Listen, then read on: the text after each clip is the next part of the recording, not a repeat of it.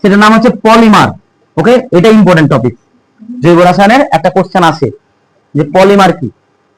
Polymer মানে হচ্ছে উচ্চ আণবিক, ভালো একটু মনে রাখবা, উচ্চ আণবিক ভর বিশিষ্ট জৈব যৌগগুলোকে বলা হবে পলিমার। অর্থাৎ কেমন, মনে করো আসতে, মনে করো আমরা পড়েছি ইথেন, ইথেনের সঙ্গে ইথিলিনের সঙ্গে কি C2H4, C2H4 এটা হচ্ছে ইথিলিন, তাই তো। আর C2H2 ওটা হচ্ছে অ্যাসিটিলিন। ভালো করে শোনো, এই যে এটা জৈব যৌগ, এটা যদি একটা বিন্দু হয়, একটা ইথেন হয়, মানে এটার নাম হচ্ছে মনোমার। কি নাম?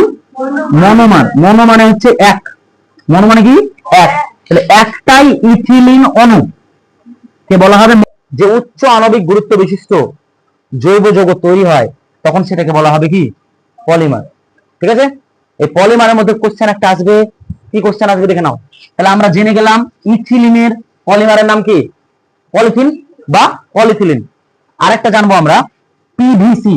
ভালো করে দেখো, পিভিসি, পিভিসি কি, এটার পুরো নাম হচ্ছে পলিভিনাইল ক্লোরাইড, পলিভিনাইল ক্লোরাইড।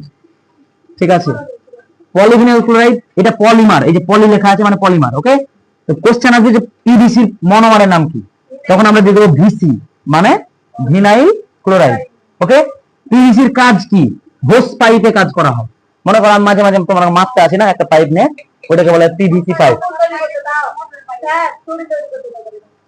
তারপরে চপ্পল তৈরি করতে কাজে লাগে, আমার চপ্পল ছিঁড়ে গেছে আজকে, সেটা তৈরি করতে পিভিসি কাজে লাগে। এছাড়াও এই পিভিসিটা বিভিন্ন জায়গায়, ইলেকট্রিক জায়গায় অন্তরক হিসেবে কাজ করে।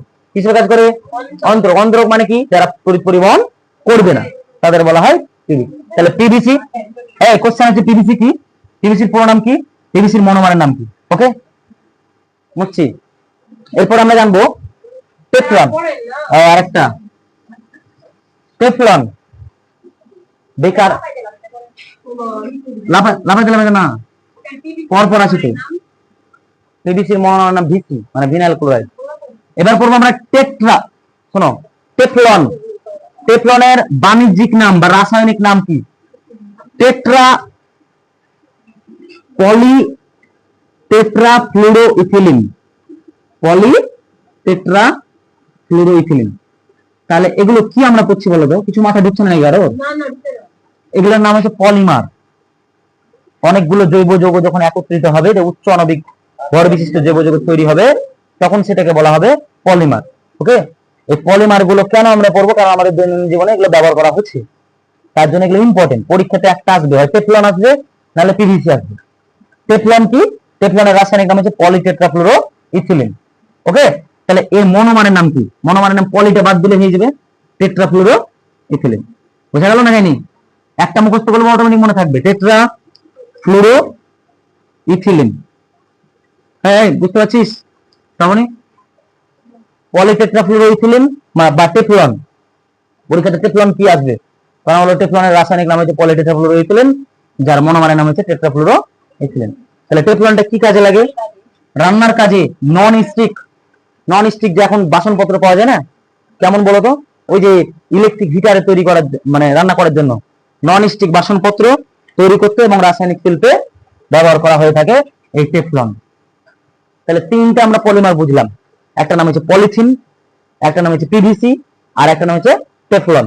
পলিথিনটা প্রথমে বলেছি, এই পলিথিনের মনোমারের নাম কি সাবানা? পলিথিনের ইথিলিন। পলিথিনের মনোমারের নাম কি? ইথিলিন।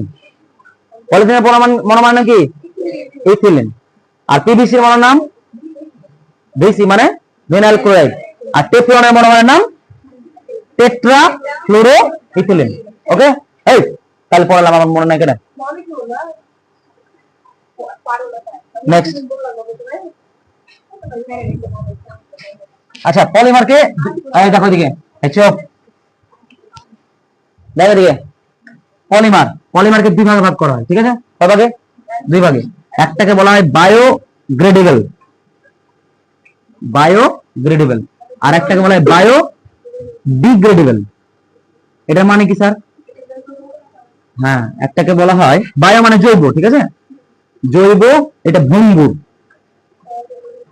আর একটাকে বলা হয় অজৈব বলা হয় জৈব অভঙ্গুর। এটা ভুল না হয়? হ্যাঁ, নন বায়োডিগ্রেডেবল।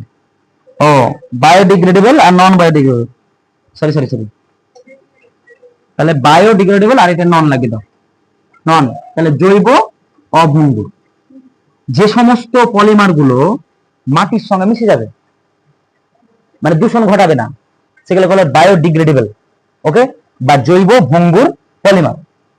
আর যে সমস্ত পলিমার গুলো মাটিতে মিশবে না, উল্টে মাটির দূষণ করবে, তাকে বলা হবে কি? নন বায়োডিগ্রেডেবল বা জৈব অভঙ্গুর পলিমার। মনে থাকবে? উদাহরণ হিসেবে এখানে প্লাস্টিক বলা যেতে পারে, প্লাস্টিক, পিভিসি, পলিথিন, কাঁচ, ওগুলো বলতে পারি। জৈব ভঙ্গুর, বোর্ড টানে না রে, জৈব ভঙ্গুর কোনটা? যেগুলো আমরা ফলের খোসা, ছুটি ছুটি আমরা যখন লিখাই, রান্নার কাজে ব্যবহৃত যত সমস্ত মানে আবর্জনা গুলোকে বলা হবে হ্যাঁ জৈব ভঙ্গুর। ঠিক আছে?